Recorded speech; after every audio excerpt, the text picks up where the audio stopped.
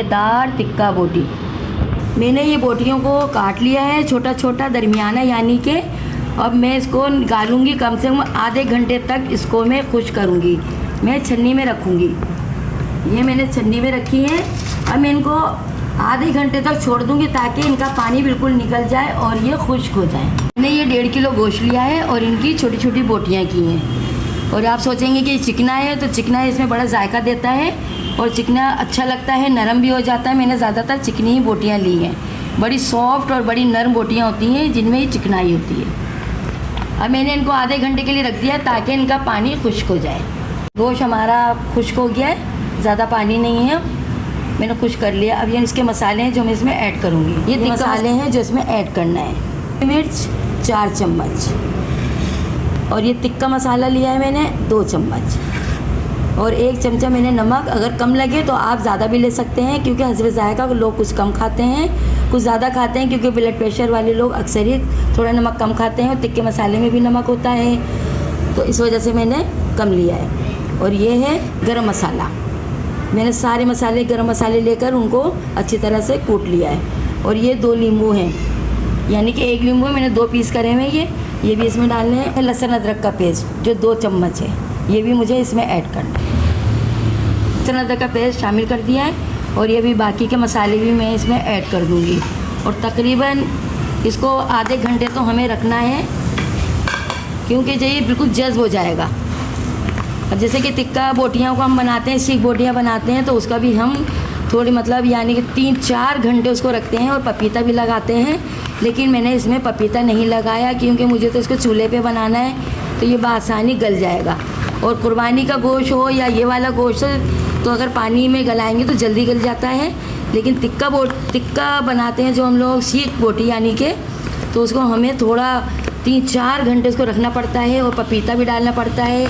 पपीता ना डालें तो कचरी डाल लें, कोई भी पाउडर आप गलाने वाला उसमें डाल सकते हैं, लेकिन मैंने इसमें नहीं डाला इसको, तो ये खुद ब खुद बआसानी गल जाएगा। अब मैंने इसको कम से कम आधे घंटे के लिए रखूँगी। और बस एक और चीज़ रह गई है जो आपको मैं आगे दिखाऊँगी।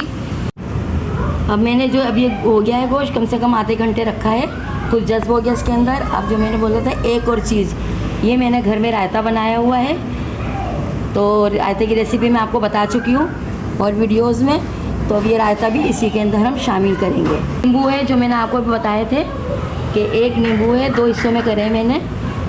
इन नींबू को भी मैंने इसमें निचोड़ दिया।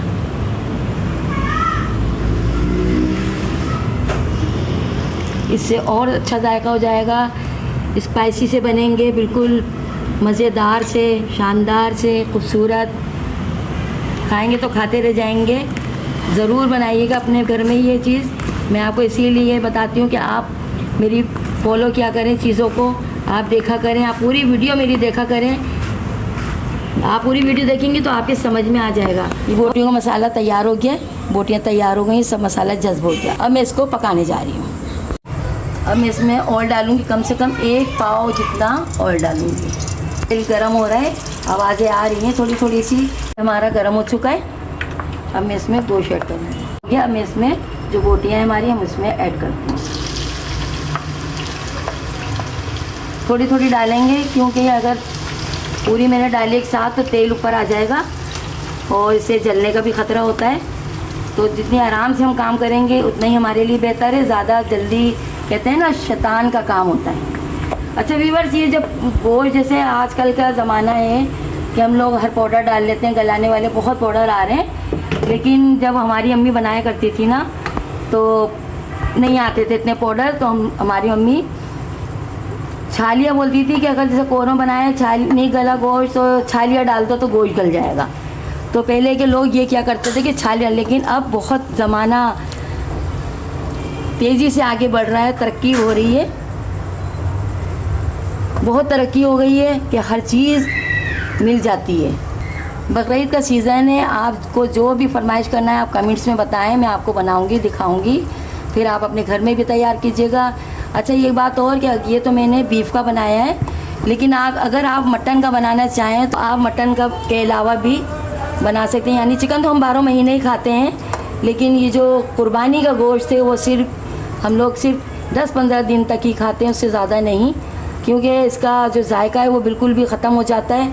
तो बस ज़्यादा से ज़्यादा हम 10-15 दिन खाने वाले तो साल भर भी रखते हैं, कोई गुनाह नहीं है, कुछ नहीं। लेकिन जायके की बात है, जायका नहीं होगा जिस चीज़ में तो हम कम से कम ही इसको इस्तेमाल करते हैं। ठीक है, मैंने इसको चढ़ा दिया है। अब ये कम से कम अब मैं देखूँगी, एक दफ़ा और देखूँगी गला या नहीं गला। अब इसकी कोई टाइमिंग नहीं है क्योंकि इसका हमको ज़्यादा गलाना पड़ेगा। इन बोटियों को हम ज़्यादा गलाएंगे कि पक्की जितनी गली हुई बोटियाँ होंगी ना उतनी ही अच्छी लगेंगी। तो आप भी देखिए, इंतज़ार कीजिए इनके गलने का। चलिए देखें हमारा टिक्का मसाला कहाँ तक तैयार हुआ है। मैंने इसमें ढक्कन दे दिया था ताकि अच्छे तरीके से गल जाए। टिक्का मसाला बोटी ये हमारा तैयारी पर आ गया है बिल्कुल। अब इसको हम अच्छी तरह से भून लेंगे। बोटी तैयार, भी बोटी मसाला तैयार।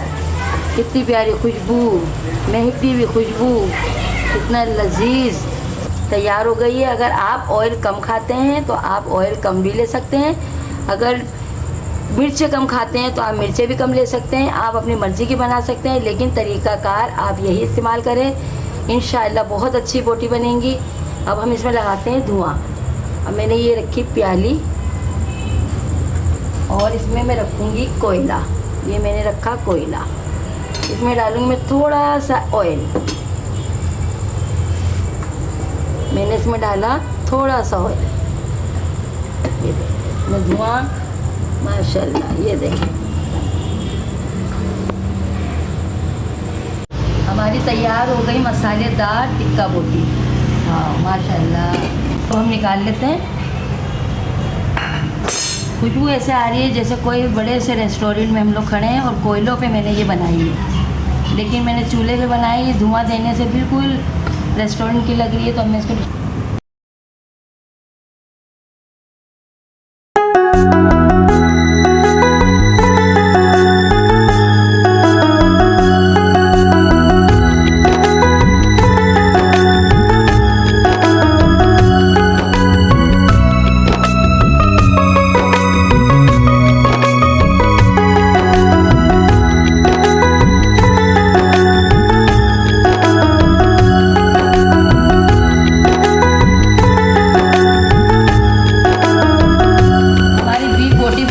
तैयार। अगर आपको इसमें कोई कमी लगे तो आप मुझे कमेंट्स में बताइएगा, लाइक करिएगा, शेयर कीजिएगा और मुझे ना भूलिएगा।